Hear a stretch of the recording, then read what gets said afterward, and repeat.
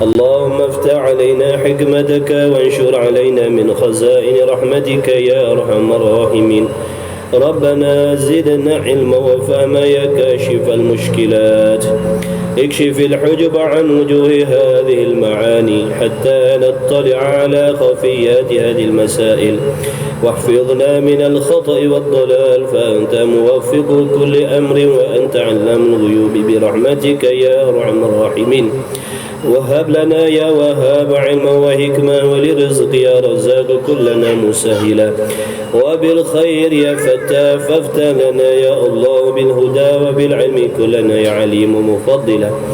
اللهم علمنا ما جهلنا وذكرنا ما نسينا. اللهم اجعل أعمالنا خالصة لوجهك الكريم. وصلى الله على سيدنا محمد وعلى آله وصحبه وبارك وسلم، والحمد لله رب العالمين. آمين يا رب العالمين. Minta maaf batuk-batuk. Batuk-batuk pakai gear 2. Allahumma salli ala sayyidina Muhammad. Bismillahirrahmanirrahim. Alhamdulillahi rabbil alamin. Wa bihi nasta'in ala umurid dunya waddin. Allahumma salli wa sallim ala sayyidina Muhammad wa ala ali sayyidina Muhammad. Wa la hawla wa la quwwata illa billahil aliyyil azim. Amma ba'du. Assalamualaikum warahmatullahi wabarakatuh. Alhamdulillah, bersyukur kita ke hadrat Allah Subhanahu wa ta'ala yang memilih kita pada saat ini, ditempatkan oleh Allah di dalam majlis ilmu. Bersyukur kita ke hadrat Allah Subhanahu wa ta'ala pada saat ini digerakkan hati kita oleh Allah serta anggota kita oleh Allah. Dengan kasih sayang Allah, Allah menghimpunkan kita di dalam taman syurga yang mana dikerumuni oleh malaikat, kerana malaikat itu sangat kasih dengan majlis zikir, kerana malaikat itu sangat kasih dengan majlis ilmu. Maka barang siapa yang berada di dalam majlis ilmu itu didoakan oleh para malaikat. Jadi alhamdulillah, mudah-mudahan Allah Subhanahu wa ta'ala merezekikan kepada kita semua yang hadir, yang mengikuti majlis ilmu pada saat ini, segala kelebihan-kelebihan dan kemuliaan-kemuliaan yang dijanjikan oleh Allah Subhanahu wa ta'ala terhadap mana-mana mereka yang ikhlas menuntut ilmu.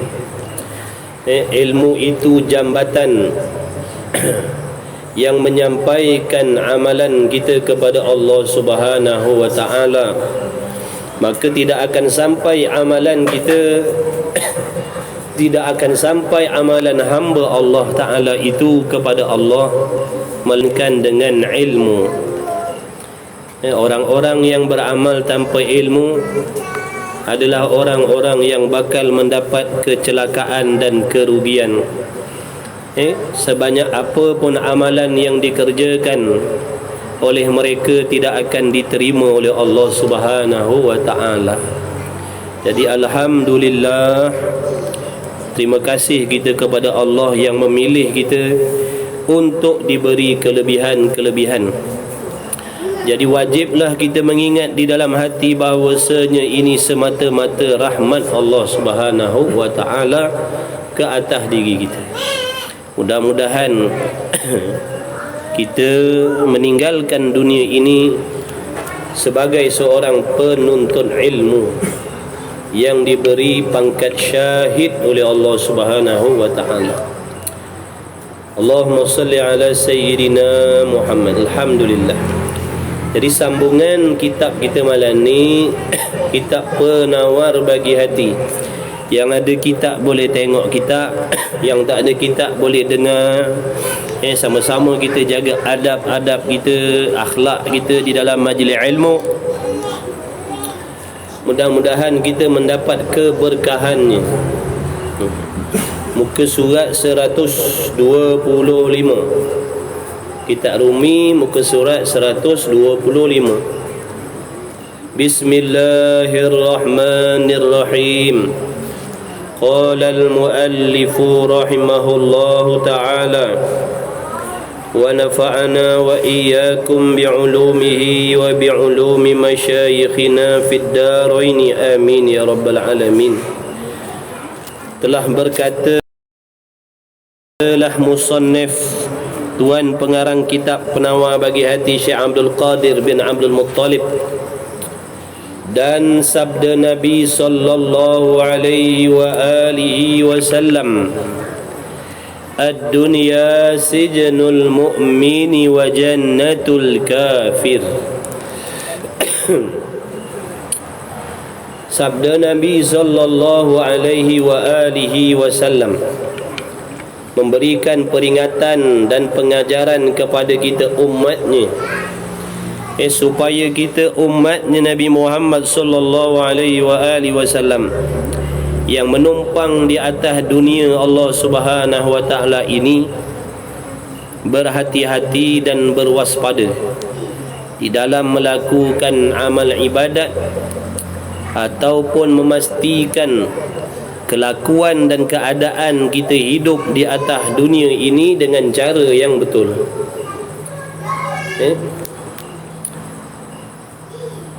Kata Nabi sallallahu alaihi wa alihi wasallam, bermula dunia itu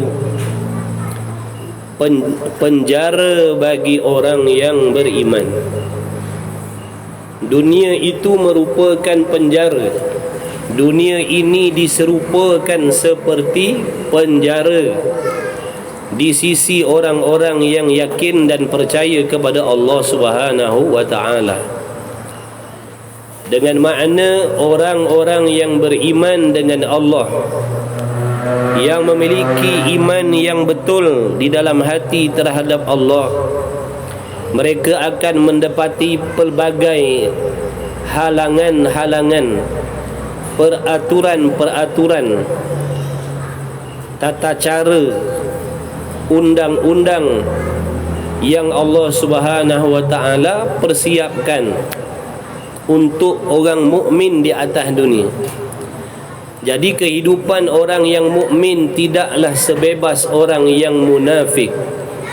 Kehidupan orang yang beriman di atas dunia ini tidak sebebas orang kafir. Kita orang mukmin ada sempadan, ada hukum hakam, yang mana hukum hakam yang Allah Ta'ala perintahkan itu tujuannya untuk menjaga diri kita, umat Islam, daripada terjatuh ke dalam kecelakaan. Bukanlah Allah mengadakan undang-undang di atas dunia itu kerana nak menyusahkan kita, bukan nak menzolimi, tetapi Allah Ta'ala nak menyelamatkan kita daripada mudarat, daripada kebinasaan dunia dan juga kebinasaan akhirat. Jadi kita orang mukmin, meskipun kita memiliki lidah, contoh, kita tidak bebas untuk bercakap. Ada perkataan yang dilarang oleh Allah Subhanahu wa taala daripada kita tuturkan. Meskipun kita ada penglihatan, ada perkara-perkara yang dilarang oleh Allah untuk kita melihatnya. Meskipun kita ada perut, ada benda-benda yang haram dan syubhah yang dilarang oleh Allah untuk dimasukkan ke dalam perut kita. Ada cara-cara yang tertentu untuk bergaul, ada cara-cara yang tertentu untuk berpakaian, ada cara yang tertentu untuk berurusan sesama makhluk. Kemudian di dalam hati pula ada undang-undang yang melibatkan akidah, Kita tidak boleh mempercayai Allah sewenang-wenangnya, kerana ada undang-undang dan peraturan-peraturan yang tertentu.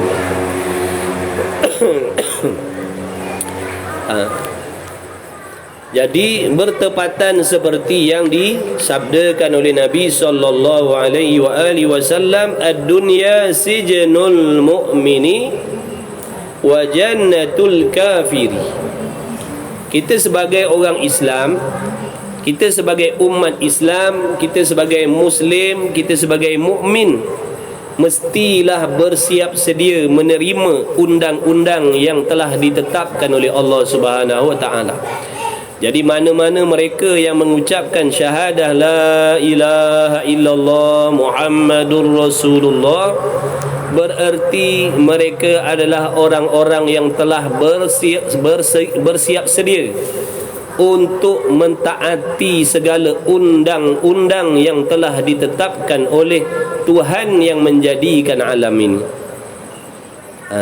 untuk menjadi hamba yang sebenar-benar. Dia kena akur, dia kena terima, dia kena redha, dia kena sabar dan bersangka baik dengan Allah Subhanahu wa taala. Kenapa kita tidak dibebaskan oleh Allah di atas dunia ini mengikut kehendak hawa nafsu? Oleh yang demikian, ada kalanya kita manusia ini dihasut oleh syaitan supaya menjadi orang kafir. Kata syaitan, ukfur, hendaklah kamu menjadi kafir, kamu jangan menjadi orang Islam, kamu jangan ikut Islam, kamu jangan jadi orang beriman. Kerana jadi orang beriman tu sukar, jadi orang beriman ni payah, banyak larangan, banyak sempadan, banyak peraturan yang mesti dituruti. Maka di antara bisikan syaitan yang nak membinasakan anak Adam, dia membisikkan di dalam hati kita manusia supaya jangan beriman dengan Allah, jangan menjadi Muslim, bahkan jadilah orang kafir, kerana bila menjadi kafir tidak ada sempadan. Wal'iyadha billah min dhalik. Ada hamba-hamba Allah yang terpedaya dengan bisikan ni. Ada hamba-hamba Allah yang tertentu yang terpedaya dengan bisikan syaitan agar meninggalkan agama Islam, menukar agamanya, murtad, wal'iyadha billah min dhalik, kerana mereka merasakan tidak menjadi kesalahan apabila melakukan perbuatan yang haram sekiranya dia bukan lagi orang Islam. Ini sebenarnya salah faham, diperbodohkan oleh syaitan. Setiap hamba Allah yang mukallaf, sama ada beriman ataupun tidak, semuanya akan dihisab oleh Allah Subhanahu wa taala. Orang kafir, orang yang telah murtad, tetap akan disoal oleh Allah nanti di hari kiamat. Kenapa meninggalkan solat 5 waktu? Kenapa mendedahkan aurat? Kenapa berzina? Kenapa berjudi dan sebagainya? Jadi orang yang jahil, mereka ditipu oleh syaitan. Konon-kononnya tidak menjadi satu kesalahan apabila mereka murtad di atas dunia ini, mereka bebas melakukan perbuatan yang haram. Konon-kononnya mereka tidak akan diazab oleh Allah nanti di hari kiamat. Na'udzubillah.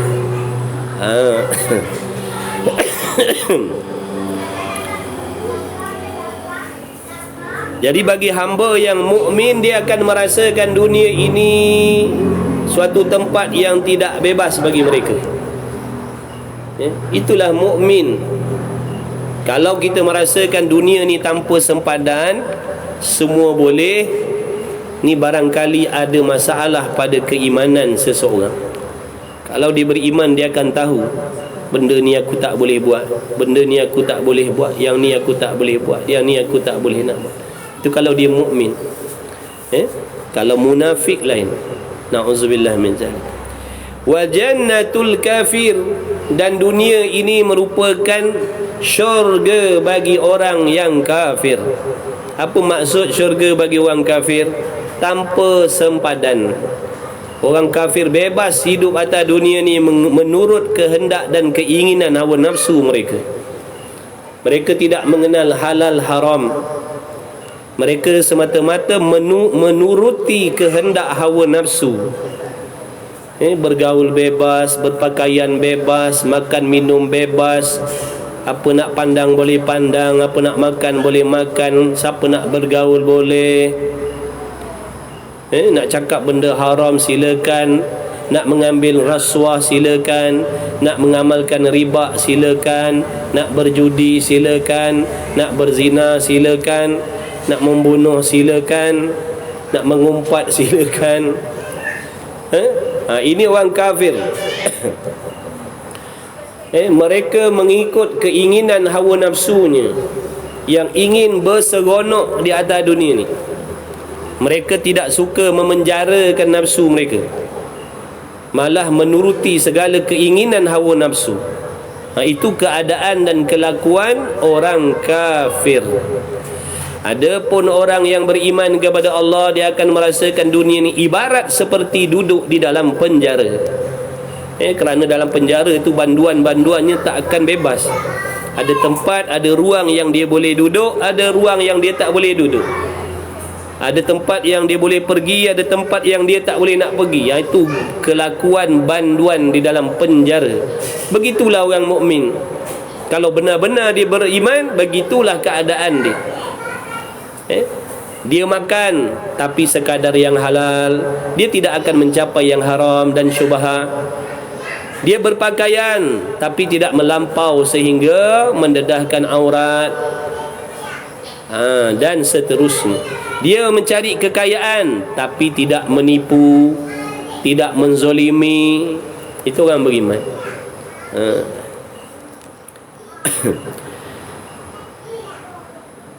Dan sabda Nabi sallallahu alaihi wa alihi wasallam,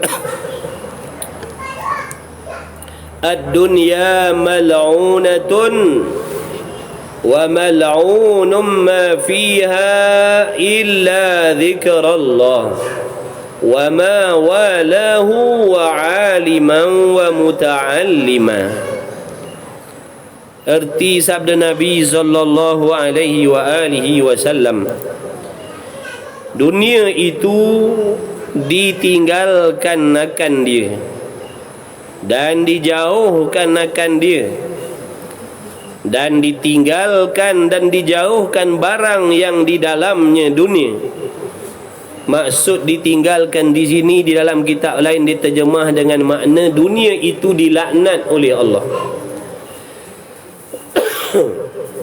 Dunia itu dilaknat, dibenci oleh Allah, dilaknat oleh Allah, dijauhkan daripada rahmat Allah.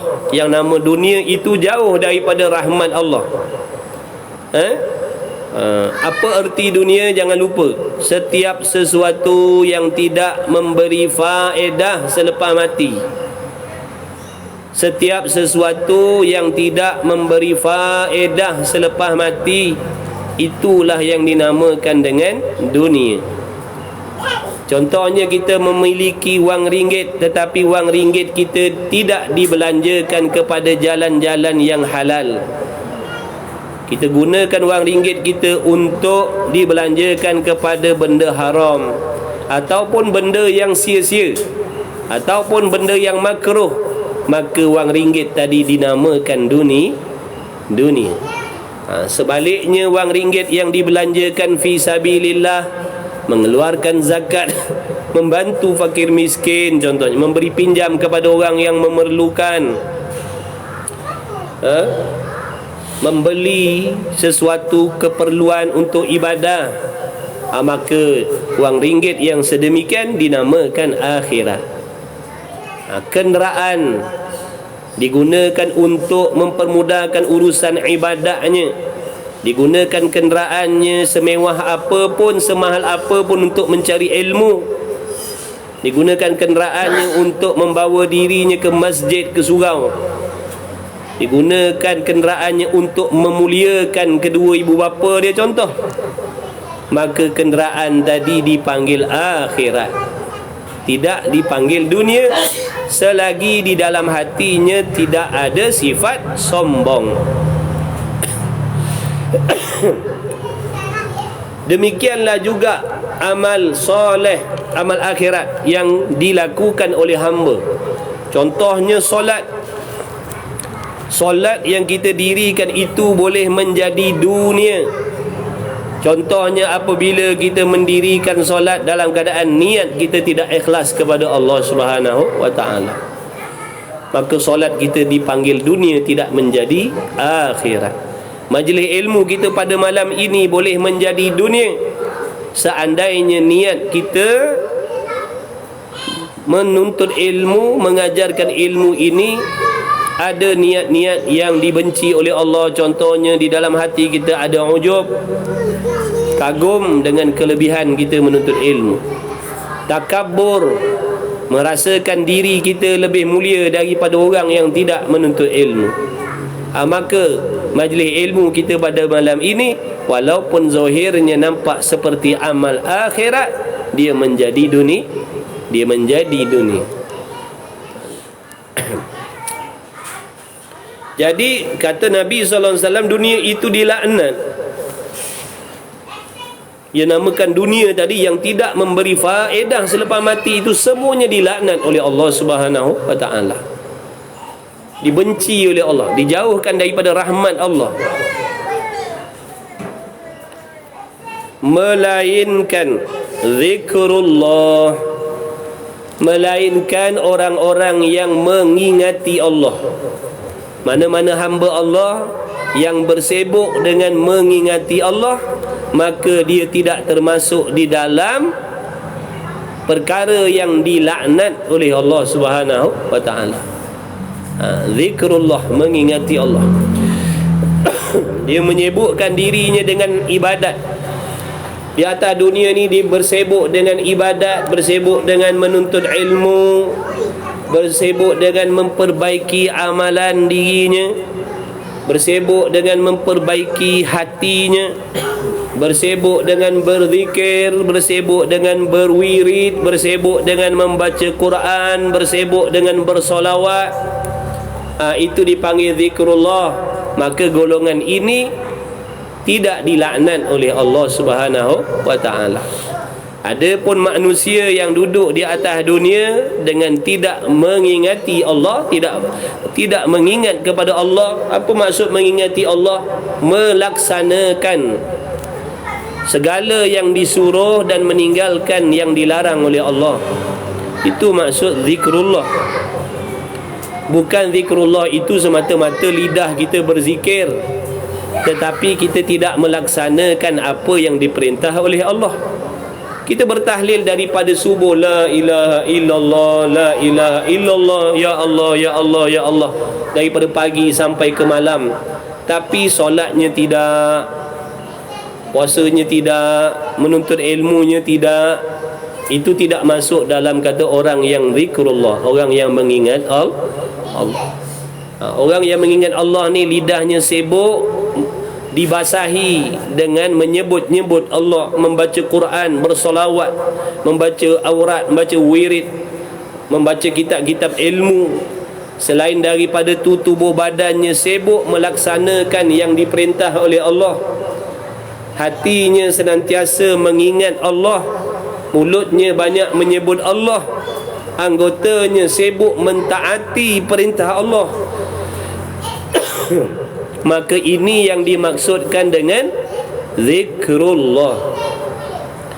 Jadi seandainya hamba Allah Ta'ala itu tadi hidupnya di atas dunia ini menjadi hamba yang senantiasa berzikir kepada Allah, maka dia selamat daripada laknatullah, selamat daripada dilaknat oleh Allah. Orang-orang yang tidak berzikir kepada Allah sewaktu hidupnya, maka duduk di dalam kumpulan mereka yang dilaknat oleh Allah Subhanahu wa taala. Wal iyadza billahi min dzalik. Adakah kita tidak takut dilaknat oleh Allah?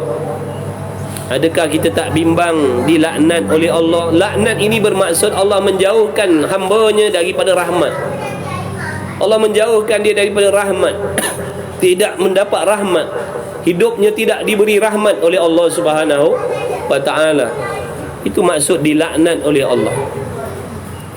Tadi beberapa perkara tadi katanya Nabi SAW, perkara-perkara tersebut dilaknat oleh Allah, melainkan zikrullah, melainkan orang-orang yang berzikir kepada Allah. Adapun orang-orang yang bersibuk dengan keduniaannya, adapun orang-orang yang bersibuk dengan keduniaannya, hatinya sibuk memikirkan tentang hal-hal keduniaan, akal fikirannya risau dan bimbang tentang keduniaan, tubuh badannya sibuk mencari keduniaan, maka termasuklah dalam golongan orang yang dilaknat oleh Allah Subhanahu wa ta'ala. Wal'iyadha billahi min dhalik. Dan barang yang kasih Allah Ta'ala akan dia daripada segala ta'at.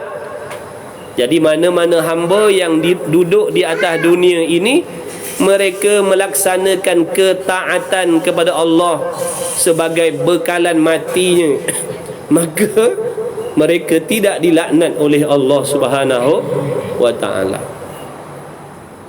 Setiap orang wajib melaksanakan ketaatan, kerana ketaatan itu merupakan bekalan mati. Kadang-kadang syaitan menghalang kita daripada melakukan taat. Syaitan dan nafsu mengajak kita supaya meninggalkan ketaatan, jangan mentaati perintah Allah. Seandainya syaitan tadi gagal untuk mengajak kita menjadi kafir dengan Allah,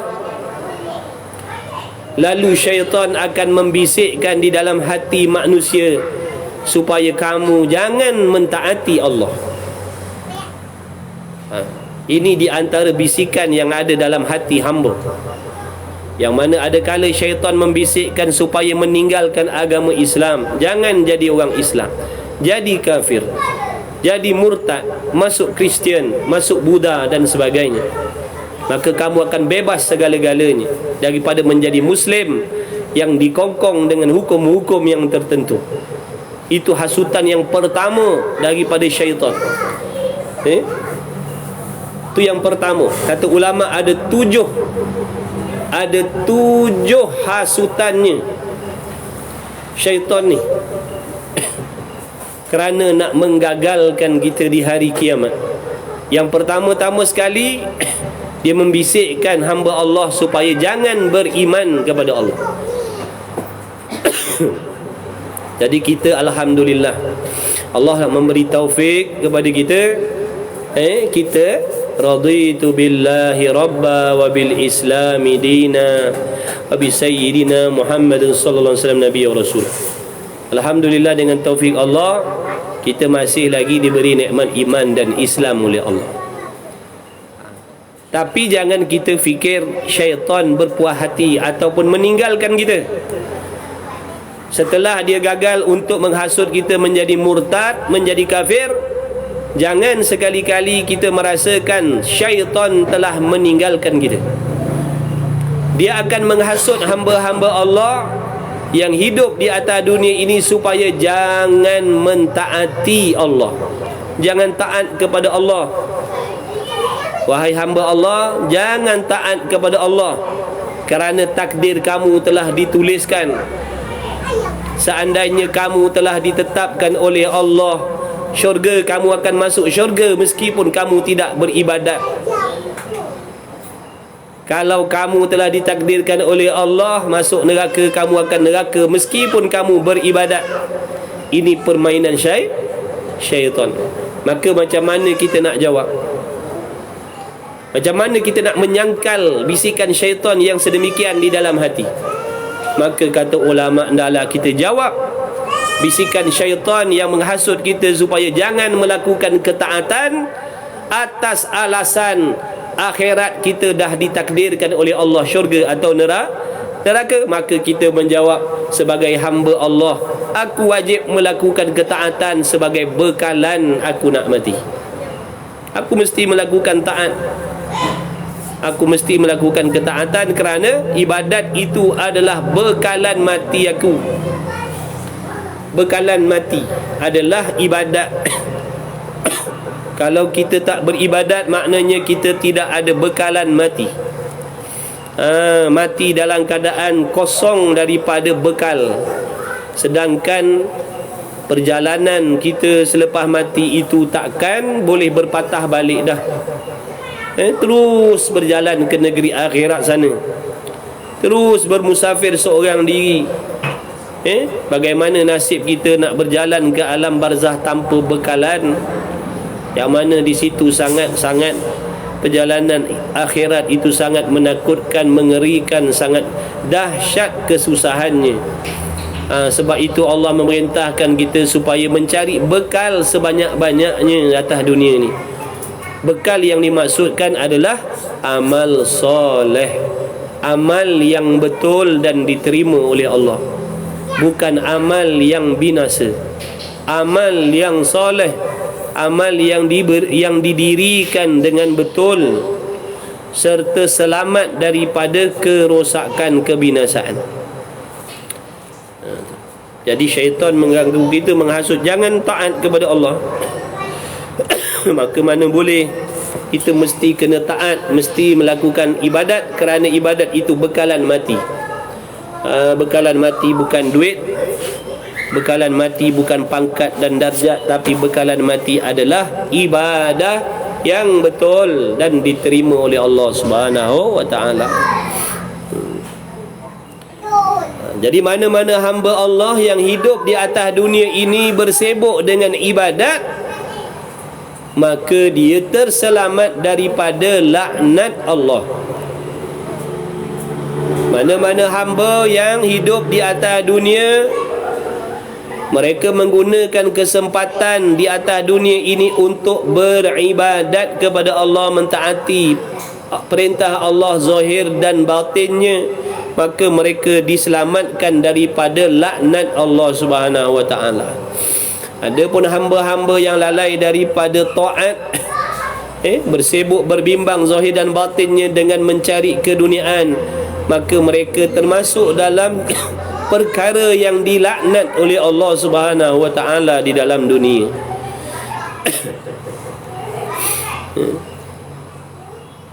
Dan barang yang kasih Allah Ta'ala akan dia daripada segala taat.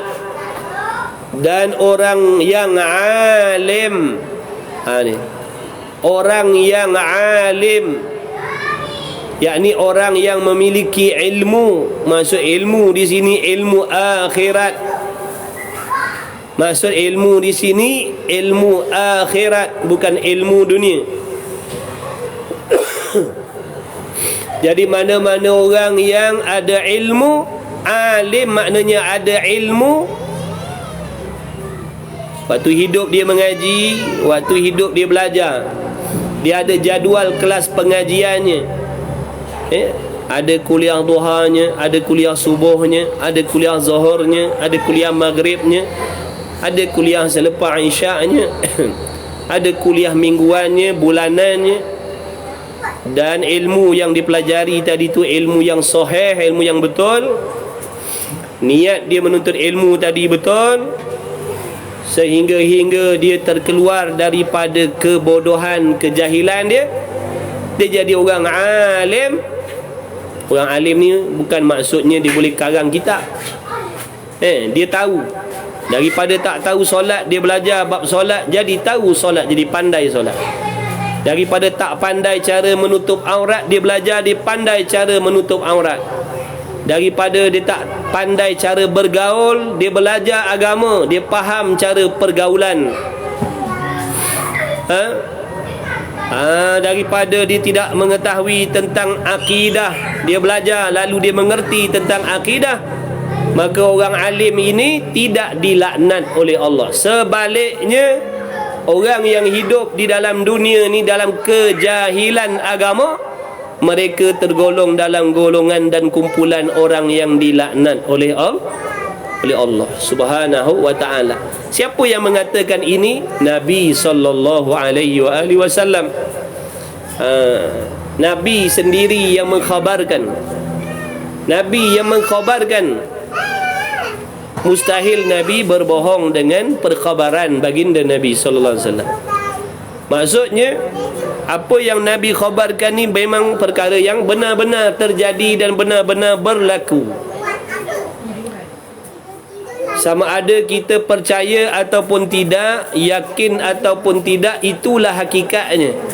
Seandainya kita hidup di atas dunia ini bersibuk berbimbang dengan dunia pagi petang siang malam, setiap hari, setiap minggu, setiap bulan, sepanjang tahun sibuk dengan mencari keduniaan, maka termasuklah dalam golongan yang Nabi cakap dilaknat oleh Allah. Dilaknat oleh Allah. Kalau seandainya dia mati sedemikian,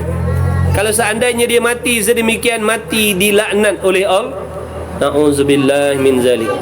Sebab tu kita kena takut, kena risau, kena bimbang, kena bertindak. Sementara ada masa, peluang dan ruang waktu yang Allah beri. Cepat cari guru, cepat cari majlis ilmu, buat jadual pengajian fardu ain yang khusus bagi diri kita. Jangan terpedaya, jangan terikut dengan rakan-rakan, kawan-kawan yang menambahkan lagi kecintaan dan kesibukan kita dengan dunia. Jangan. Kena berkawan dengan orang alim, berkawan dengan orang yang menuntut ilmu, barulah kita akan tertarik insya-Allah untuk menjadi penuntut ilmu. Kalau kita berkawan dengan ahli dunia, kita akan dipengaruhi menjadi ahli dunia. Sebab nafsu kita ni lebih cenderung kepada dunia berbanding akhirat. Siapa pun. Sebab tu kita kena memperteguhkan diri kita dengan mencari kawan yang soleh, supaya boleh membantu kita untuk mendekatkan diri kepada Allah Subhanahu wa taala.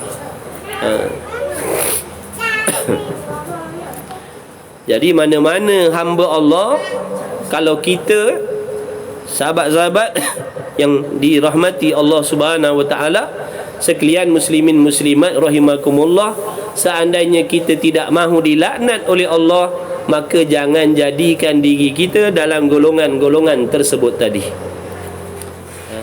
Sebaliknya, jadikan diri kita orang yang banyak berzikir, banyak melakukan taat. Kemudian jadikan diri kita orang alim, orang yang mengetahui hukum-hakam Allah. Kemudian siapa lagi? Dan orang yang belajar ilmu, apa kata? Dia tak alim, tapi dia belajar ilmu, maka dia terselamat daripada dilaknat Allah. Jadi mari kita mengaji, mari kita belajar supaya kita selamat daripada laknat Allah. Faham tak faham, pandai tak pandai, itu pemberian Allah, bukan usaha kita yang memberi. Allah memerintahkan kita supaya menuntut ilmu, Nabi memerintahkan kita supaya menuntut ilmu. Maka berusaha, bagi masa, bagi waktu, buat jadual, ikut keadaan waktu kita bekerja lah. Kerana ada orang bekerja malam, dia tak boleh mengaji malam, dia tak boleh menuntut ilmu waktu malam, tapi dia berpeluang menuntut ilmu pada waktu siang. Yang bekerja pagi, tengah hari petang, dia berpeluang menuntut ilmu pada waktu tengah malam, pada waktu malam. Orang yang sibuk berusaha meniaga daripada Isnin sampai Jumaat, dia berpeluang menuntut ilmu pada hujung minggu. Jadi tidak ada alasan sebenarnya, tidak ada alasan sebenarnya untuk tidak menjadi orang yang menuntut ilmu. Kerana ramai di kalangan kita yang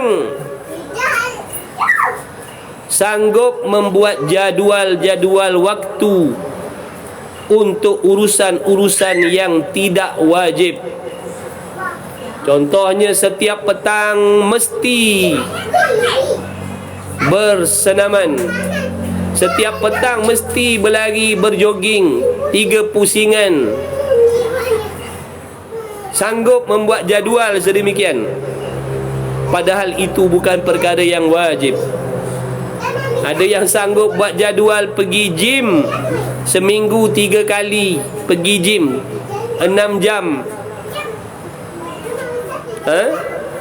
Itu sebabnya tidak ada peluang dan ruang untuk kita memberi alasan nanti di hari kiamat kepada Allah kenapa kita tidak boleh menuntut ilmu. Jadi hendaklah kita berhati-hati, berwaspada sebelum datangnya ajal kita, kematian. Mati tak tunggu tua, mati tak tunggu sakit. Kadang-kadang kita ni tak nak menuntut ilmu sebab kita tengok orang keliling kelalang kita umurnya panjang-panjang. Jiran sebelah kita umurnya 70, jiran sebelah kiri umurnya 90, jiran belakang rumah kita umurnya 50, kita baru 30. Maknanya banyak lagi peluang hidup. Ini yang menyebabkan kita tadi menangguh-nangguhkan untuk melakukan taat kepada Allah. Sedangkan mati itu tidak menanti tua, mati tidak menanti sakit. Ramai yang muda mati. Kemalangan muda, mati kemalangan muda-muda lagi, 16 mati, 20 mati. Macam mana nak menghadap akhirat tu? 30-an mati kemalangan. Macam mana nak menghadapi alam barzah dalam keadaan tak ada persiapan tu? Nampak tak? Jadi jangan melengah-lengahkan, jangan menangguh-nangguhkan, jangan terpedaya dengan syaitan tu. Kerana sifat mazmumah di dalam hati, sifat yang dibenci oleh Allah dalam hati, di antaranya merasakan lambat mati. Ini sifat yang Allah benci, kerana perasaan merasakan diri lambat mati itu menyebabkan hamba akan menangguh-nangguhkan melakukan amal soleh. Dia akan tangguh, nantilah dulu, muda lagi, sihat lagi. Sedar-sedar keluar pekan tak sampai pekan dah kemalangan, mati tengah jalan. Nampak tak? Na'udzubillah min zalik. Jadi waspadalah, hati-hati. Pakat-pakat kita ajak kawan-kawan kita mengaji. Pakat-pakat kita kempen ajak kawan-kawan kita belajar, supaya terselamat daripada golongan yang dilaknat oleh Allah Subhanahu wa ta'ala. Amin ya rabbal alamin. Dan ketahui olehmu bahawasanya seperti adalah dunia itu dicela, demikian juga adalah ia dunia perhumaan bagi akhirat, selagi mengetam akan dikau pada akhirat. Dunia itu ada kalanya dilaknat oleh Allah, dan dunia itu pula merupakan, dunia itu juga merupakan ladang untuk hamba-hamba Allah bercucuk tanam. Jadi ketaatan ataupun ibadat yang dilakukan oleh hamba itu ibaratnya seperti menanam tanaman, lagi akan mengetam hasilnya nanti di hari kiamat. Jadi dunia ni tempat perhumaan, kebun. Jadi beruntunglah orang yang bersungguh-sungguh berkebun atas dunia ni, bercucuk tanam dengan amal soleh, sibuk dengan menuntut ilmunya pagi petang siang malam ada majlis ilmu, sibuk mengamalkan ilmu, sibuk membersihkan hati, sibuk berzikir, sibuk bersolawat, sibuk beristighfar, sibuk menolong orang lain contohnya.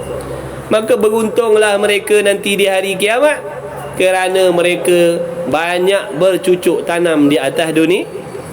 Beruntunglah nanti di hari kiamat, banyaklah keuntungannya, berlipat-lipat kali gandalah keuntungan yang akan diperolehi nanti di hari kiamat. Jadi jangan buang masa. Muda, tua, jangan buang masa. Beribadat bersungguh-sungguh, buat amal soleh sungguh-sungguh, tapi pastikan amal soleh itu bertepatan dengan ilmu. Jangan beramal soleh dengan nafsu. Kena menuntut ilmu. Ilmu mesti fardu ain, mesti belajar. Barulah amal yang kita buat insya-Allah ada harapan diterima oleh Allah Subhanahu wa taala. Jadi mengaji, mari kita mengaji. Mengaji bersungguh-sungguh. Peluang ni hanya sekali je Allah bagi. Peluang ni hanya sekali sahaja Allah bagi. Alangkah ruginya kalau kita tak rebut peluang ni. Rugi sangat-sangat. Jadi jangan kita leka dengan perhiasan dunia tadi tu. Dunia ni memang menyeronokkan. Memang Allah ciptakan dunia ni dengan penuh kelazatan, penuh kenikmatan. Memang Allah jadikan dunia ni penuh dengan kegembiraan. Gembira dengan pangkat, gembira dengan jawatan, gembira dengan pengikut, gembira dengan harta, gembira dengan nama baik, gembira dengan puji-pujian makhluk, gembira dengan mengumpul harta kekayaan, gembira dengan glamour, macam-macam lah. Hatta dunia ni perhiasan dia. Jadi jangan kita terleka, terpedaya dengan perhiasan-perhiasan yang bersifat sementara tadi. Ada kelazatan, kenikmatan, harta benda, kekayaan, kerajaan, kejayaan yang bersifat kekal, yang menanti orang mukmin di hari kiamat nanti. Bawa-bawa bertenang atas dunia ni.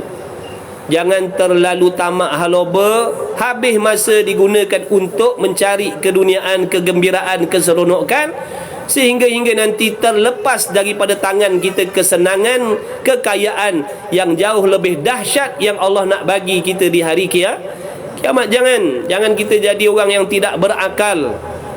Jangan jadi orang yang tak berakal, jangan jadi orang yang tak waras. Kita hanya nakkan kesenangan, keseronokan yang bersifat sementara, tapi kita terlepas daripada kesenangan yang bersifat kekal selama-lamanya di hari kiamat. Jadi berhati-hati. Man lah atas dunia ni. Nak mencari harta, man. Nak mencari kekayaan, man. Nak mencari nafkah, man. Jangan tertinggal bekalan akhirat, jangan. Cuba kita fikir, apa gunanya seandainya kita ni Allah beri menjadi bilioner, jutawan bilioner di atas dunia ni, akhirnya dalam kubur kita diazab oleh Allah selama-lamanya. Apa faedahnya? Padahal Allah Maha Kuasa nak menjadikan kita jutawan dalam sekelip mata tanpa sebab. Tanpa sebab Allah Maha Kuasa memberikan kita semua ni kesenangan, kekayaan. Tanpa sebab Allah Maha Kuasa memberikan hamba-Nya kekayaan tanpa usaha dan ikhtiar. Betul tidak? Betul. Allah Maha Kuasa menjadikan hamba-hamba-Nya yang mukmin ni diberi kekayaan serta merta tanpa usaha dan ikhtiar. Tapi apa faedahnya kalau kekayaan yang sebegitu tadi ditinggalkan buat selama-lamanya, dan selepas daripada itu kita menempuhi azab siksaan yang sangat dahsyat pedihnya selama-lamanya? Apa faedah? Apa faedah? Dalam kubur besok mana pergi harta kita tu? Yang bilioner tu mana pergi? Waktu kita dalam kubur mana pergi? Sebab itu jangan terpengaruh dengan perlumbaan di dalam dunia yang melekakan kita daripada persiapan mati. Jangan. Sabar, ada kesenangan yang Allah janjikan yang jauh lebih dahsyat, berlipat kali ganda dahsyatnya kesenangan akhirat yang Allah nak bagi kepada orang yang beriman. Bawa bertenang. Kita bukan orang kafir, kita bukan munafik.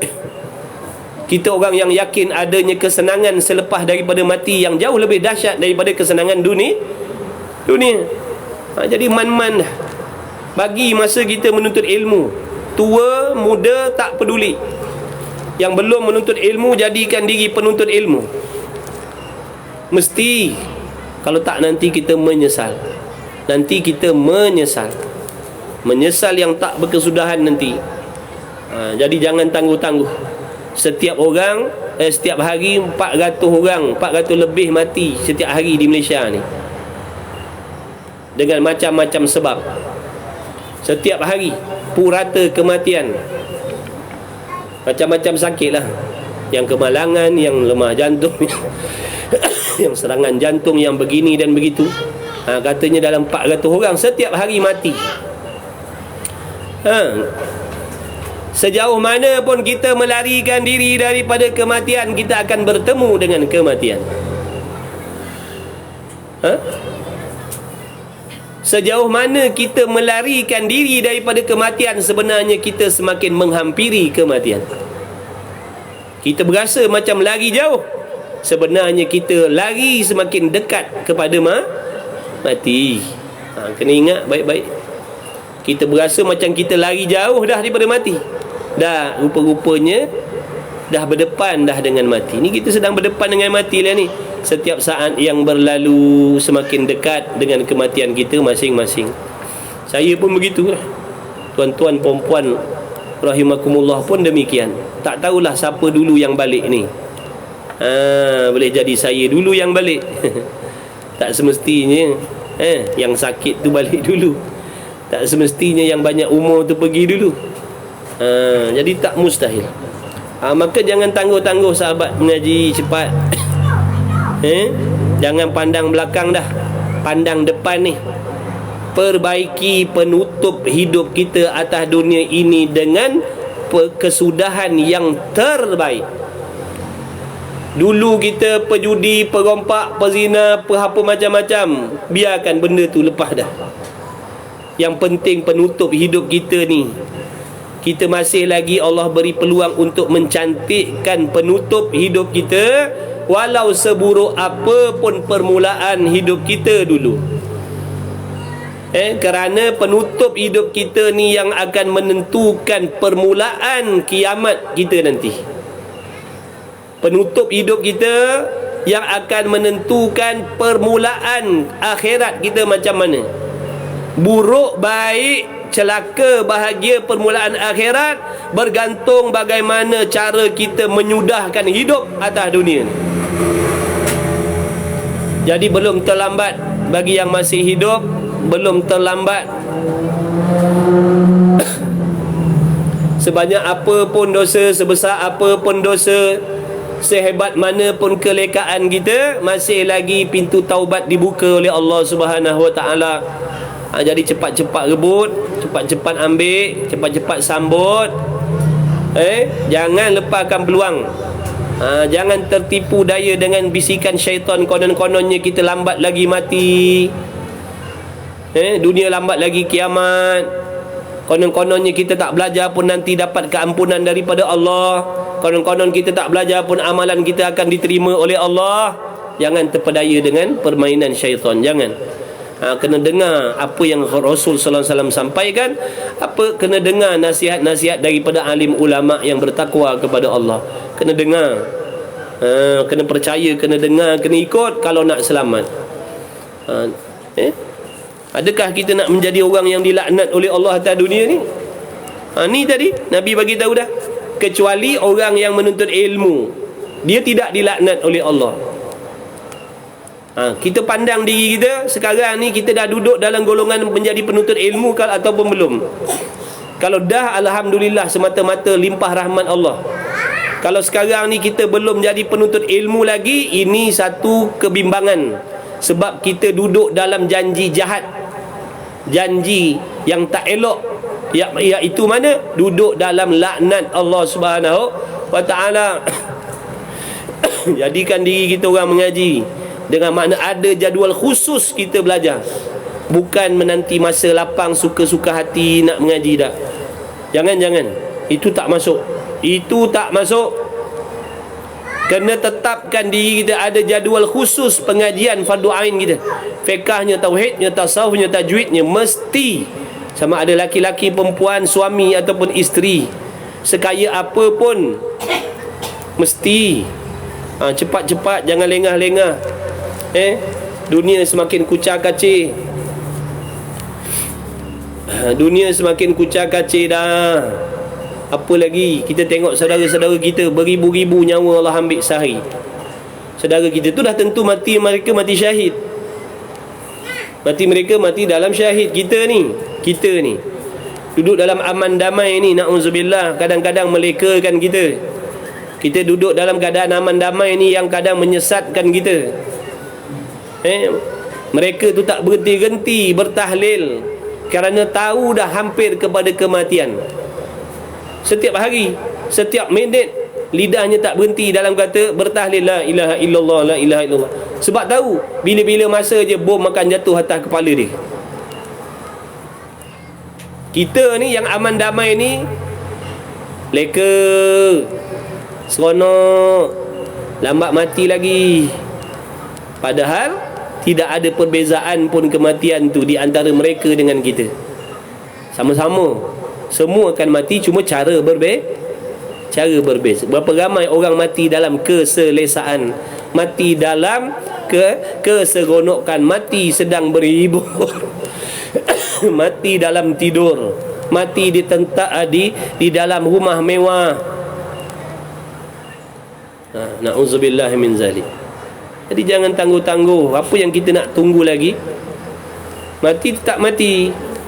Jadi buat persiapan. Bukan tak boleh berseronok, boleh, tapi ada batasan. Jangan dengan sebab nak berseronok dengan dunia, kita tak cari bekal mati. Dia kata aku dah semayang, aku ada puasa, aku dah haji umrah. Adakah kau pasti amalan tu betul dan diterima oleh Allah?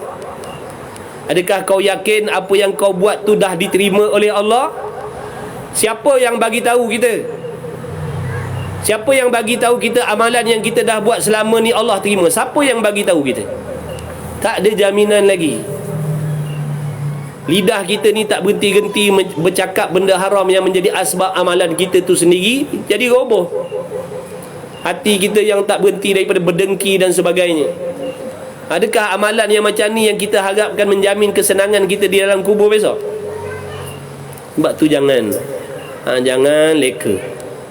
Bila kita mengaji, kita akan sentiasa mendapat petunjuk daripada Allah. Kita akan selalu diberi hidayah oleh Allah, kesedaran oleh Allah. Jangan pandang saya. Ini ilmu daripada Allah. Allah yang nak menyampaikan perkara ini di dalam hati kita pada malam ni. Saya membaca, sayalah yang paling utama sekali. Kawan-kawan, sahabat-sahabat demikian jugalah. Saya jadi khadam, tolong bacakan, khidmat dengan tuan-tuan perempuan rahimakumullah, orang-orang mulia di sisi Allah Subhanahu Wa Taala. Jadi saya jadi khadam, tolong bacakan, khidmat. Mudah-mudahan nanti di hari kiamat dapat syafaat daripada kalian. Amin ya rabbal alamin.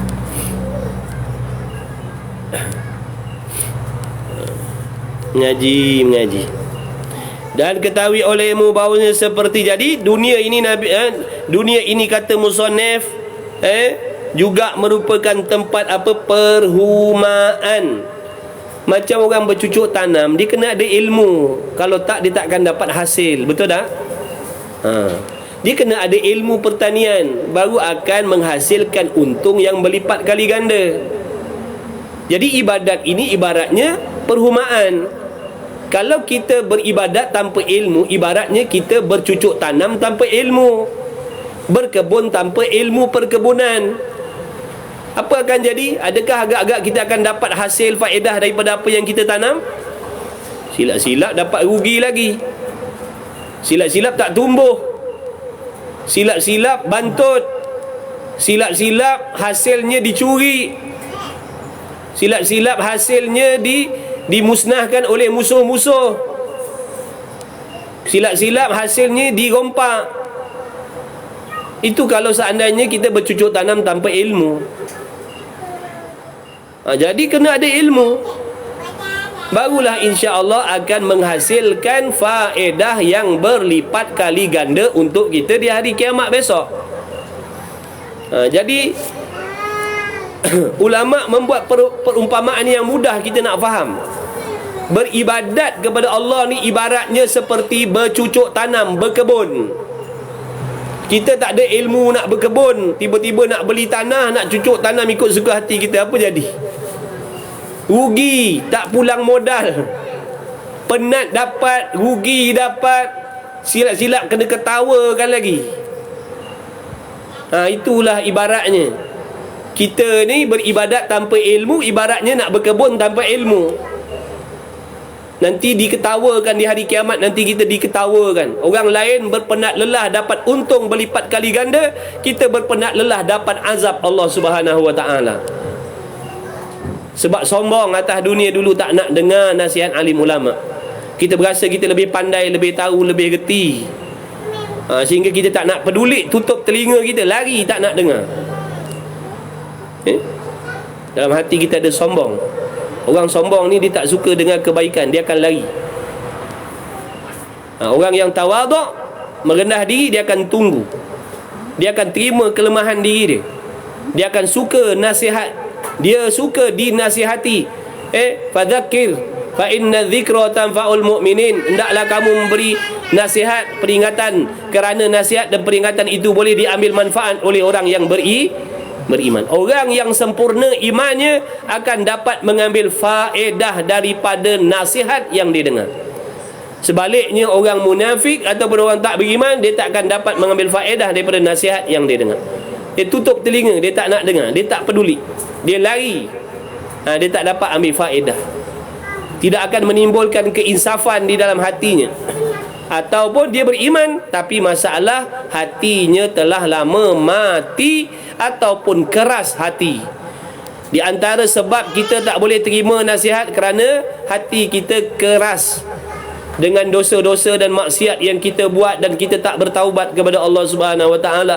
Sebab tu dengarlah ceramah apa pun, tok guru mana pun, habaib mana pun, hatta kalau malaikat Jibril sekalipun yang memberi nasihat kepada kita yang dah mati hati, takkan dapat mengambil faedah daripada nasihat tu.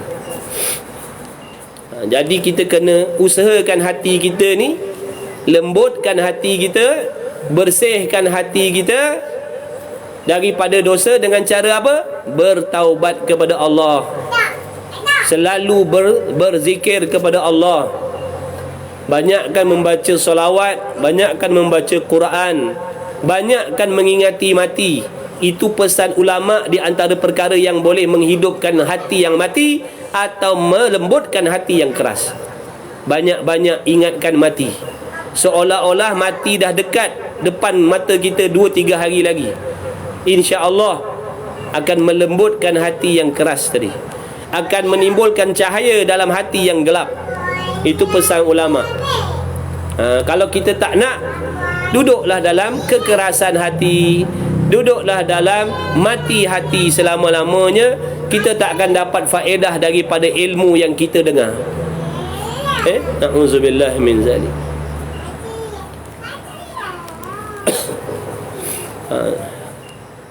Beribadat ni kena ada ilmu. Beribadat ni kena ada ilmu. Jangan kita beribadat tanpa ilmu. Ulama pesan dah kita, setiap orang yang beribadat tanpa ilmu, ibadatnya takkan diterima oleh Allah. Kita nak percaya cakap siapa lagi? Kalau dah ahli akhirat, ahli ibadat duk cakap begitu, orang yang alim Quran, alim hadis duk cakap begitu, siapa lagi yang kita nak percaya?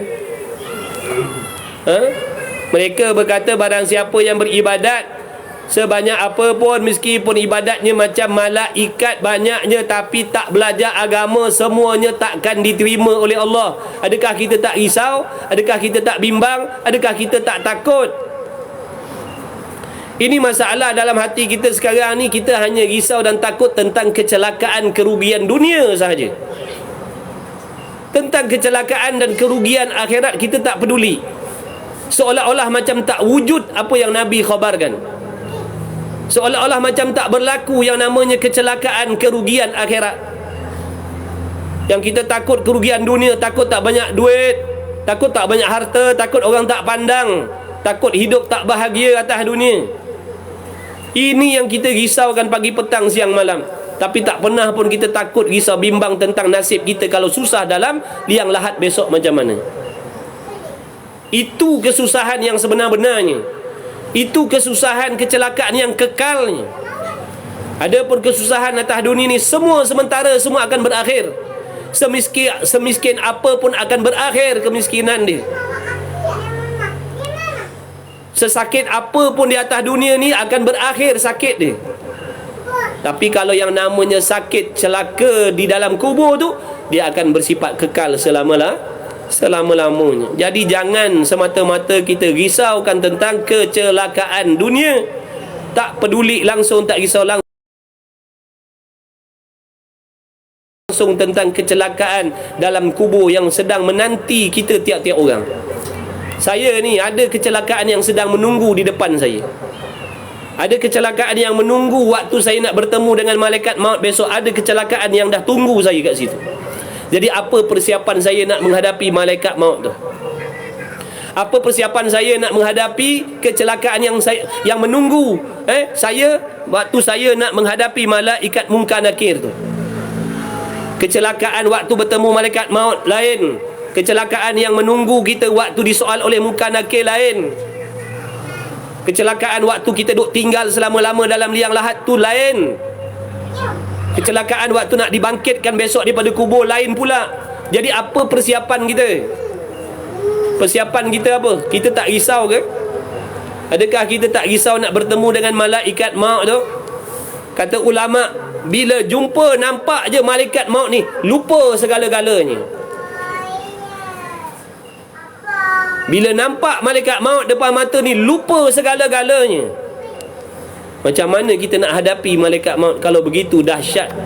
Melihatnya pun satu azab dah. Melihatnya satu seksa dah. Satu seksaan dah melihatnya. Belum lagi malaikat maut ni satu makhluk yang kita tak pernah jumpa lagi. Dan kita akan bertemu dengan dia. Itu janji Allah. Apa persiapan kita? Laki, perempuan, tua, muda, kaya, miskin, bila mati, yang mula-mula dia akan jumpa malaikat maut. Malaikat maut yang tidak berperi kemanusiaan, yang tidak ada perasaan kasih sayang langsung dalam hati dia. Memang Allah ciptakan dia demikian, tanpa ada rasa belas kasihan. Macam mana kita nak hadapi kalau kita main-main? Apa persiapan kita? Umur kita dah banyak dah. Yang dah lalui banyak lah. Yang tinggal tak tahu berapa hari. Yang dah yakin umur kita sekarang 40, 50, 60, 70. Yang tak yakinnya akan datang ni tak tahu berapa hari. Jadi jangan tangguh-tangguh. Atur jadual cepat. Mengaji cepat-cepat. Susun je. Azam mulai malam ni yang tak mengaji, azam aku nak mengaji agama. Tak peduli aku nak mengaji agama, aku nak cari guru, aku nak mengaji agama. Aku nak susun jadual kelas padu ain, tauhid, fiqh, tasawuf, tajwid, aku nak mengaji. Tak peduli. Azam malam ni, insya-Allah yang tak mengaji lagi lah. Orang yang berazam, contohnya malam ni dia berazam, dia nak buat malam ni contoh, ataupun esok dia matinya husnul khatimah, walaupun dia tak sempat nak buat lagi. Jadi jangan tangguh-tangguh. Jangan tangguh-tangguh.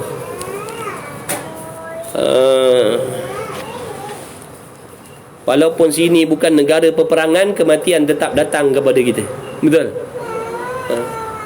Mati. Itu asbab Allah Ta'ala dah takdirkan sedia kala lagi mereka mati dalam keadaan syahid, mati dalam peperangan. Gitulah yang berlaku.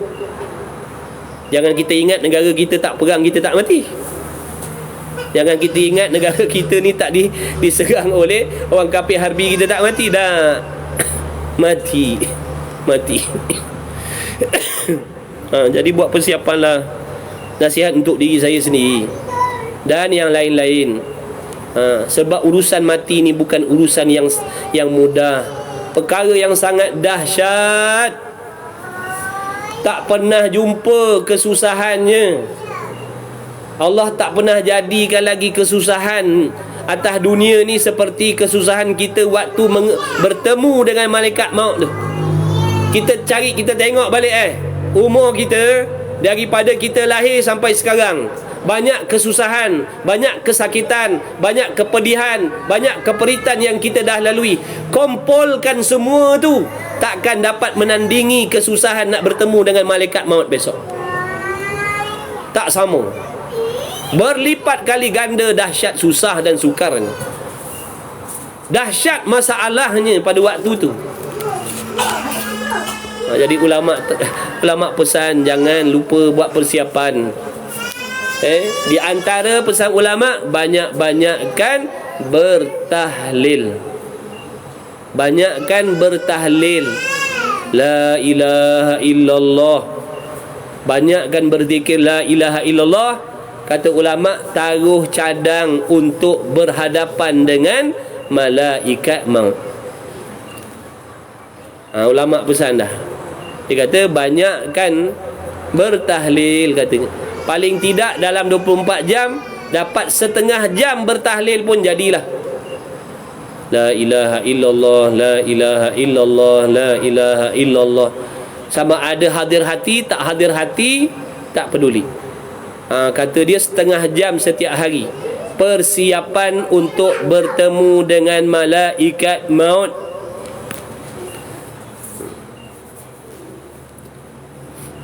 Apa lagi? Ulama pesan persiapan nak menghadapi malaikat maut ni, selain daripada banyakkan bertahlil, banyakkan berkhidmat kepada ibu bapa yang masih hidup. Yang ada ibu bapa yang masih hidup, berkhidmat dengan khidmat yang baik. Sementara mak bapak hidup, khidmat. Kata ulama itu insya-Allah akan memudahkan urusan dia nanti waktu bertemu malaikat maut.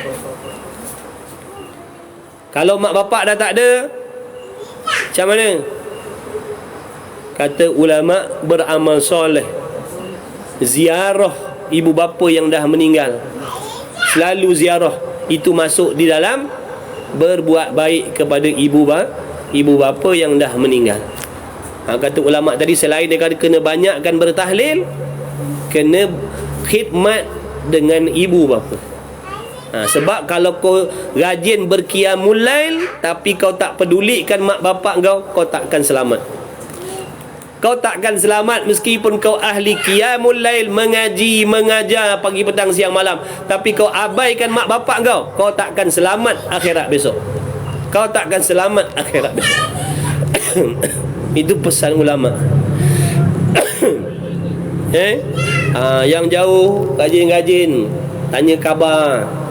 Tak dapat balik tanya khabar, apa khabar pun tak apa dah. Tak dapat balik tanya khabar, supaya kita jadi anak yang menyenangkan hati ibu bapa sementara hidup. Ini pesan ulama ni. Ini di antara persiapan nak bertemu dengan malaikat maut. Banyakkan bertahlil dan banyakkan berbuat baik kepada ibu bapa.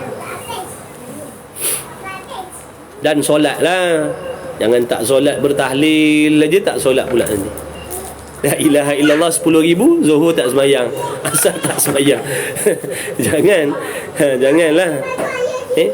Jangan kita kata kita orang perempuan tak ada peluang, kita orang umur dah banyak tak ada peluang. Jangan. Tak tutup lagi peluang nak baiki, nak cantikkan kesudahan hidup kita. Meskipun sekarang umur kita dah 92 tahun, selagi nyawa kita Allah tak ambil, tak ada istilah terlambat.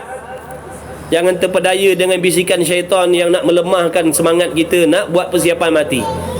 Jangan terikut, jangan terpedaya. Dia psycho kita. Dia kata kau dah banyak umur dah, kau dah terlambat dah, kau dah terlewat dah, tak ada faedah kau nak mengaji bersungguh-sungguh, tak ada faedah. Itu syaitan. Syaitan yang nak merugikan kita, yang nak menyesatkan kita. Harap dengan janji Allah, yakin dengan janji Allah. Banyak apa pun umur kita belum terlewat lagi untuk memperindahkan kesudahan hidup kita ni. Jangan terpedaya. Ngaji sungguh-sungguh, berkawan dengan orang mengaji supaya kita boleh tompang semangat kawan-kawan kita. Kita ni lemah, kena ada kawan-kawan. Kita ni masih, iman kita ni dipengaruhi oleh suasana. Kita ni beribadat bukan dengan sebab rindu kepada Allah, bukan. Kita ni ibadat paksa. Kita ni dalam peringkat beribadat paksa. Jadi perlukan kawan-kawan dan suasana yang boleh menarik minat kita untuk beribadah. Kita ni peringkat orang awam memang macam tu. InsyaAllah betulkan niat kita, InsyaAllah Allah akan tolong kita.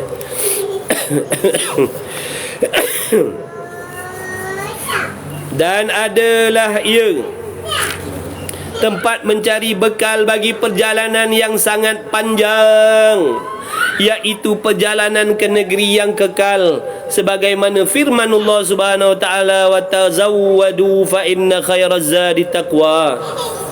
Dan menuntut bekal oleh kamu, kata Allah. Allah Ta'ala kata, hendaklah kamu cari bekalan. Wahai hamba-hamba Allah, laki perempuan, tua muda, umat Muhammad sallallahu alaihi wasallam yang masih hidup ni, hendaklah kamu mencari bekalan, kata Allah. Kerana bahawasanya sebaik-baik bekal perjalanan akhirat itu menjunjung perintah Allah Ta'ala dan menjauhkan akan larangannya. Itulah yang dimaksudkan dengan bekalan tadi. Membuat apa yang Allah suruh dengan sebenar pada zahir, meninggalkan apa pada batin, zahir dan batin, meninggalkan apa yang Allah larang pada zahir dan batin dengan sempurna. Itu maksud bekalan. Kita yang dah beramal ni belum tentu selamat lagi. Yang dah menuntut ilmu, yang dah beramal, yang dah banyak amal, belum tentu selamat. Cuba kita bayangkan dalam keadaan kita yang tak menuntut ilmu ni, yang dah menuntut ilmu dan dah banyak beramal pun tak selamat lagi. Banyak yang kecundang, banyak yang ditipu. Adakah kita yang tak belajar ni kita selamat daripada mereka? Adakah kita yang tak beramal dengan ilmu ni boleh selamat daripada mereka? Syaitan tadi tu, ada 7 bisikan syaitan. Selagi tak habis 7 ni, dia takkan tinggalkan kita. Selagi tak selesai 7 hasutan ni, dia takkan tinggalkan kita. Di antara 7 tadi, yang pertama tadi saya dah bagi tahu, dia mengajak kita tinggalkan Islam. Sebab duduk dalam Islam ni payah. Dia kata, mari jadi kafir. Tinggalkan Islam, jadi kafir senang. Tak ada pantang larang, boleh buat sesuka hati. Ataupun dia bisik apa? Kalau kau Islam pun tak apa, kalau kau nak duduk dalam Islam tak apa, tak perlu taat perintah Tuhan, kata dia. Tak perlu nak taat, sebab nasib kau dah ditentukan oleh Allah. Kalau kau syurga, kau syurga. Kalau kau neraka, kau neraka. Jadi tak perlu nak taat kepada Allah, kata setan. Macam mana kita nak mengelak tu? Tu tadi cara nak mengelaknya. Kena ingat, hadirkan dalam hati kita, aku mesti melakukan taat, kerana taat itu bekalan mati aku. Sebab Allah suruh cari bekal mati.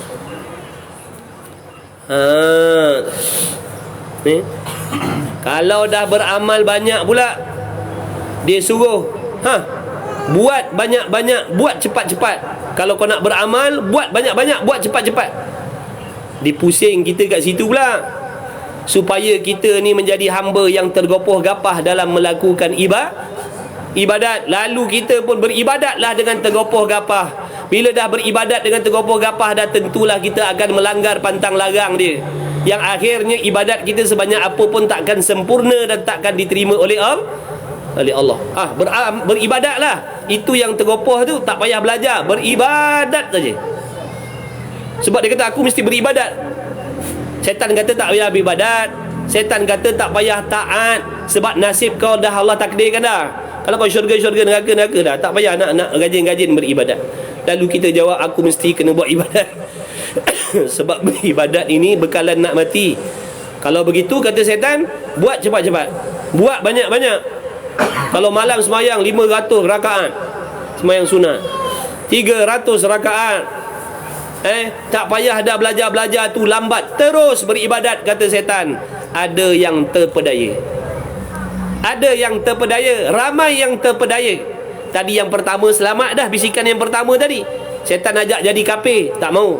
Aku nak jadi orang Islam. Setan ajak supaya jangan taat kepada Allah, kita nak buat taat. Setan kata kalau kau nak buat taat, buat cepat-cepat, tak payah belajar tu, asalkan buat nanti Allah akan terima, kata dia. Ini ramai yang terikut. Maka ramailah yang beribadat, tergopoh-gapah beribadat tanpa menuntut ilmu. Akhirnya apa tu? Kesampaian tak kesampaian. Gagal. Itu baru 3 peringkat tu. Ada 4 lagi peringkat tipu daya dia tu. Jadi jangan kita ingat beribadat ni benda main-main, benda mudah-mudah. Kena mengaji lah. Mengaji insya-Allah. Sebab tu Allah janji orang yang menuntut ilmu itu Allah akan selamatkan dia. Orang yang menuntut ilmu tu adalah orang yang Allah akan mudahkan jalan untuk masuk syurga. Allah akan bimbing dia, Allah akan pantau dia, insya-Allah. Jadi kita nak kena duduk dalam kumpulan orang belajar. Mudah-mudahan kita dapat apa yang Allah janjikan tu, senantiasa dibimbing oleh Allah, mendapat bimbingan daripada Allah, hidayah daripada Allah. Kalau kita duduk jauh daripada majlis ilmu, mana nak dapat petunjuk? Siapa nak ingatkan kita? Siapa nak tegur kita? Siapa nak bagi tahu tentang bahaya dalam ibadat? Siapa yang nak mengingatkan kita tentang perkara yang memusnahkan ibadat kita? Siapa nak bagi tahu kalau kita tak nak duduk dalam majlis ilmu? Jadi mengajilah. Sementara negara kita ni aman damai, sihat tubuh badan, Allah bagi kenderaan, Allah bagi keamanan. Mengajilah cepat-cepat. Waktu cari duit, waktu menuntut ilmu wajib, mesti. Buat jadual masing-masing. InsyaAllah Allah akan selamatkan kita nanti dunia dan akhirat. Wallahu subhanahu wa ta'ala a'lam. Wa ilmuhu wa atam. Wallahu a'lam. Jadilah Abilah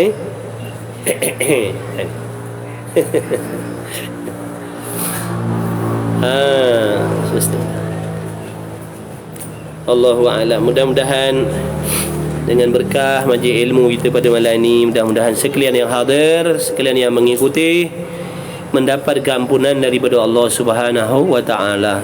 Mudah-mudahan Allah Taala mengampunkan segala dosa-dosa kita, kedua ibu bapa kita, ibu bapa mertua kita, anak isteri kita, suami, kawan-kawan, kenalan-kenalan, orang yang banyak buat baik dengan kita, yang banyak tolong bantu kita, yang selalu doakan kita, yang selalu jawab salam kita, yang selalu tegur siapa, ingatkan kita, dalam diam dia buat kebaikan untuk diri kita.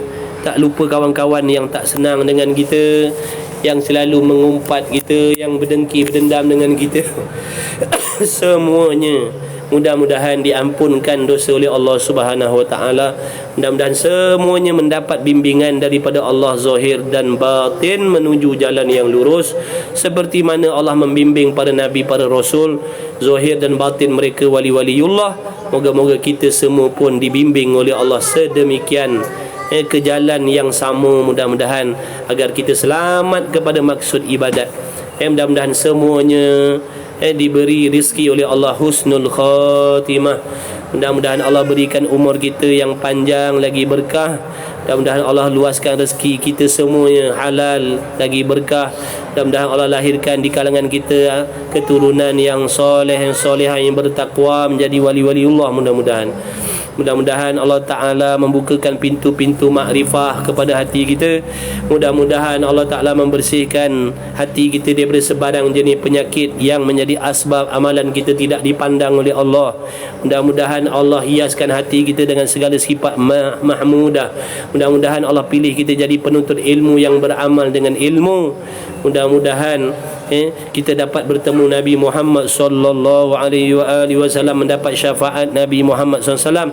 Dan berkat majlis ilmu kita pada malam ini, kita doa juga kepada Allah, mudah-mudahan Allah hantarkan tentera-tentera Allah membinasakan, menjahanamkan orang-orang kafir harbi yang senantiasa membuat khianat terhadap umat Islam di dalam dunia ni. Mudah-mudahan Allah Ta'ala memberi kemenangan, kejayaan kepada umat Islam. Mudah-mudahan Allah Ta'ala terima syahid mereka. Amin ya rabbal alamin. Bismillahirrahmanirrahim. Alhamdulillahi rabbil alamin. Wassalatu wassalamu ala rasulillah wa ala alihi wa sahbihi ajma'in. Allahumma rabbana fa'na bima 'allamtana, rabbana 'allimna alladhi ma yanfa'una, rabbana fakki ahlana wa qarabati lana fi dinina ma ahli qutri untha wa dhakar. Wa sallallahu ala sayyidina Muhammad wa ala alihi wa sahbihi wa barak wa sallam. Walhamdulillahi rabbil alamin. Taqabbalallahu minni wa minkum. Inna wa minkum taqabbal ya karim. Hari tu kitab tauhid nak ganti kitab apa dah? Risalah tauhid nanti minggu akan datang minggu akan datang kita gantikan kitab tauhid Misbah Muni itu dengan risalah tauhid. Risalah tauhid lah. Cari kitab lah. Mesti kena ada kitab, insya-Allah. Allah. Ya Karim ya Allah. InsyaAllah sahabat, terima kasih semua yang hadir. Moga bermanfaat, moga ada manfaat. Abang Zaid.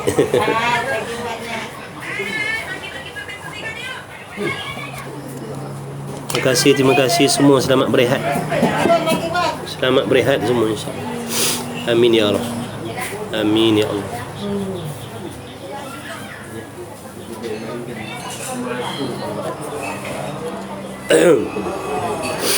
Waalaikumsalam ngah. Oh, bangah dia. Anwar Zainal. Tu abang ngah saya.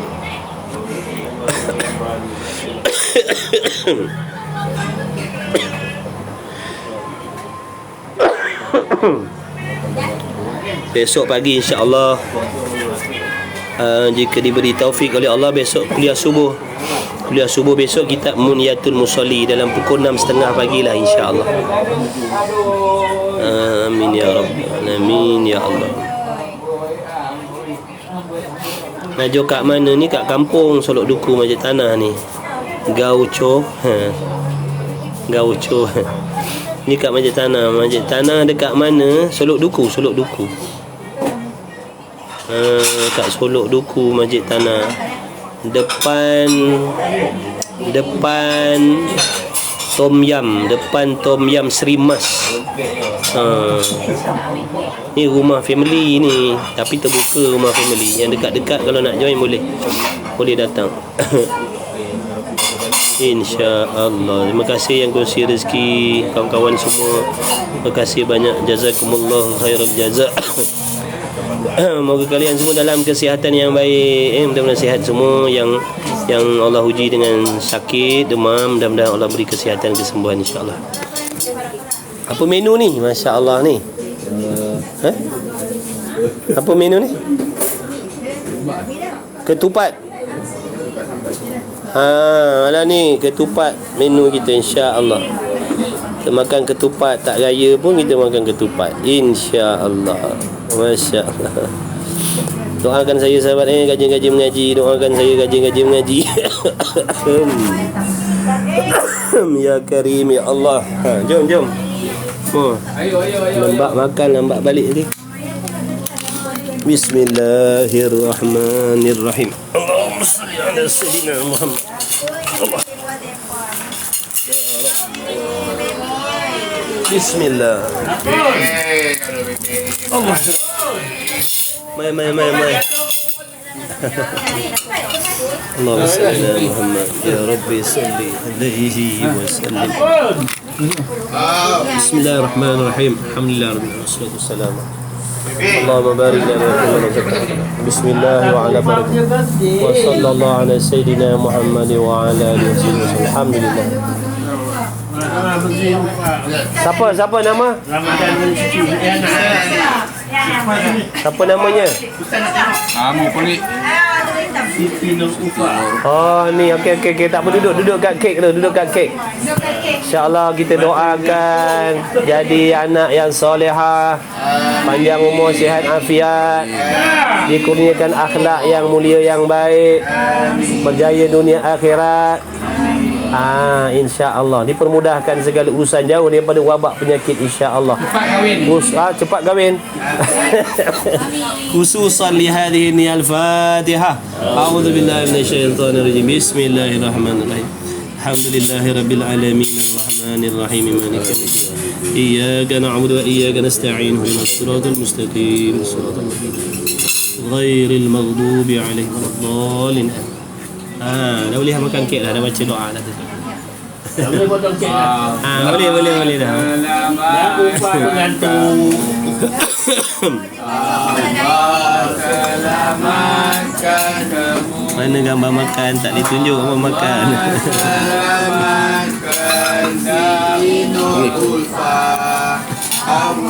Amin ya Allah. Amin ya Rabb. Amin ya Rabb bijahi Rasulillah sallallahu alaihi wasallam. Allah selamatkan kaki pula. Kuih ni tadi umur 19. Tak ada, saya balik. Balik Sompek nak kuih tadi. Nak sompek kuih. Ada hal lagi. Kalau rumah dah mengantuk. Abang Mian, makan apa Abang Mian? Makan ketupat Abang Mian, main Abang Mian. Kat mulut ni saya nak suapkan Abang Mian. Ketupik Abang Mian.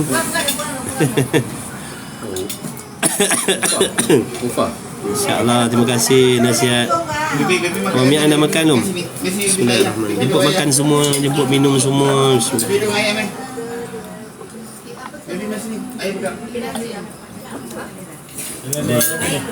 Sodak yang panis ni, dia garuk macam ni orang rasa. Tokaknya ni gatal.